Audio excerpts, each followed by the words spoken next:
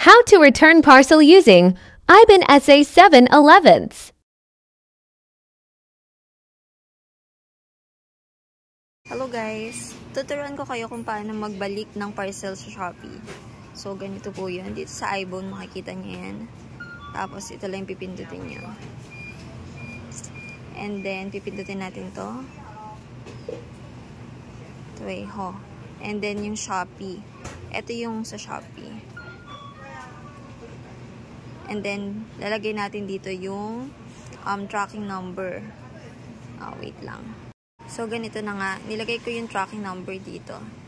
Tapos, ito lang pipindutin. Ayan.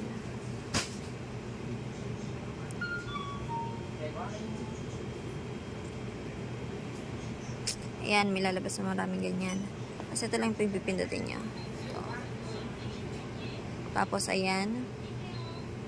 Ito yung mga babayaran. Kung ito-translate natin yan, pangalan, tapos yung magre-receive, tapos yung amount, ayan, ganyan-ganyan. So, ito yung tracking number na nilagay natin kanina. Ngayon, pindutin lang natin to. Tapos, hintayin lang natin.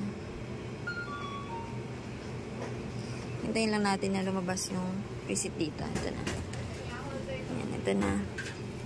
Ganun lang kasimple magbalik ng parcel sa Shopee. Tapos, ayun na nga guys. Ididikit lang natin tong sticker dito sa may parcel na ibabalik natin.